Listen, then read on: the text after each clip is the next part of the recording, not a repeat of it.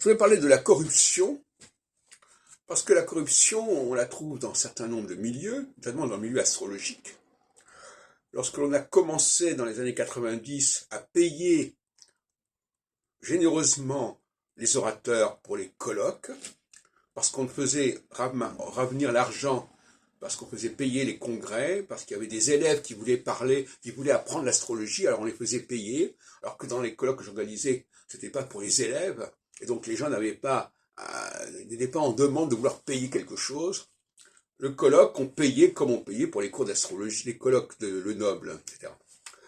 Bon. Et ça, pour moi, c'est une forme de corruption. C'est-à-dire que des gens venaient parce qu'ils étaient payés. D'ailleurs, entre parenthèses, l'enseignement de l'astrologie, ça a été aussi cela. Quand on a commencé à faire de l'enseignement d'astrologie qu'elle a fait tout le livre d'astrologie de Paris, les gens n'étaient pas payés. Les professeurs n'étaient pas payés. Et à partir du moment où l'enseignement d'astrologie est devenu un gagne-pain, il y a des gens qui n'étaient pas spécialement doués pour l'enseignement et qui se sont lancés dans l'enseignement parce que ça rapportait.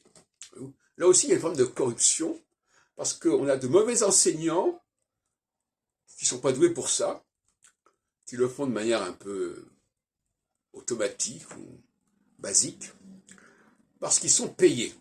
Il y a aussi des mauvais orateurs qui sont payés pour parler dans un congrès, etc. D'ailleurs, regardez, prenez le cas de quelqu'un qu'on paye aussi pour faire venir, qui vient de loin.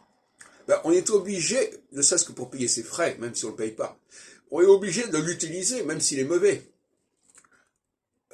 Donc là, on est piégé. On se dit, ah ben oui, mais j'ai quand même payé tant et tant, il faut donc que je l'utilise. Et s'il est mauvais, ben, alors qu'il y a des gens qui sont, quand les gens ne sont pas payés, on leur demande d'intervenir à la mesure de leur talent, à la mesure des situations qui se présentent, et on n'est pas piégé par l'argent.